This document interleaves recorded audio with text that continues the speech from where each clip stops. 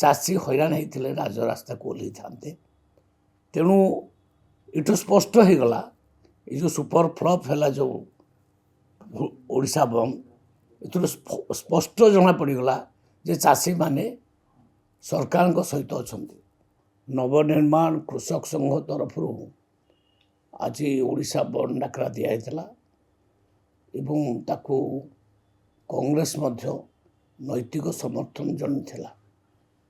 ତ ଆମେ ଭାବୁଥିଲୁ ତାର କିଛି ଇଫେକ୍ଟ ପଡ଼ିବ, କିନ୍ତୁ ପ୍ରକୃତ କୃଷକ ରାଜ୍ୟର ଏ ଆନ୍ଦୋଳନ ନାହାନ୍ତି। କୃଷକମାନେ କେଉଁଠି ବି ତାଙ୍କ ସହିତ ବାହାରିଲେ ନାହିଁ। କାହିଁକି ନା ଆମେ ଯେଉଁ 3100 ଟଙ୍କା ପର କ୍ୱିଣ୍ଟାଲ ଦେଉଛୁ, ପ୍ରକୃତରେ କୃଷକ ବହୁତ ଖୁସି ଅଛନ୍ତି ସାରା ଓଡ଼ିଶାରେ। ଏଣୁ କୃଷକମାନେ ପ୍ରକୃତରେ ରାଜରାସ୍ତାକୁ ବାହାରି ନାହାନ୍ତି। ଯଦି ବାହାରିଥାନ୍ତେ ତାର ପ୍ରଭାବ ନିଶ୍ଚୟ ପଡ଼ିଥାନ୍ତା। ଆମେ ଆଜି ସୁଦ୍ଧା କେହି ନେତାମାନେ କହୁଛନ୍ତି ଯେ ମାତ୍ର 25 ଲକ୍ଷ ମେଟ୍ରିକ୍ ଟନ୍ କିଣା ହେଇଛି ବୋଲି, ମୁଁ ତାଙ୍କ ନାଁ ନେଉନି।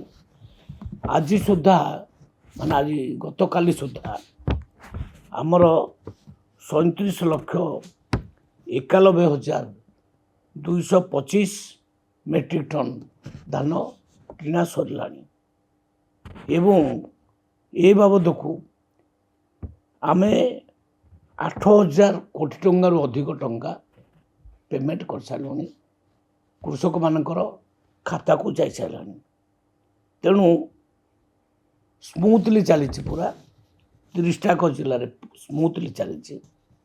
କିଛି କିଛି ଜିଲ୍ଲାରେ ପ୍ରୋକ୍ୟୁରମେଣ୍ଟ ସରି ଆସିଲାଣି, ଯେମିତି ସମ୍ବଲପୁର, ବରଗଡ଼, ସୁବର୍ଣ୍ଣପୁର ଏଭଳି କିଛି ଜିଲ୍ଲାରେ ପୁରା ସରି ଆସିଲାଣି। ଆଉ 1-2% ଅଛି, ଏ ବୋଧେ ଦିନେ 2 ଦିନ ଭିତରେ ସରିଯିବ।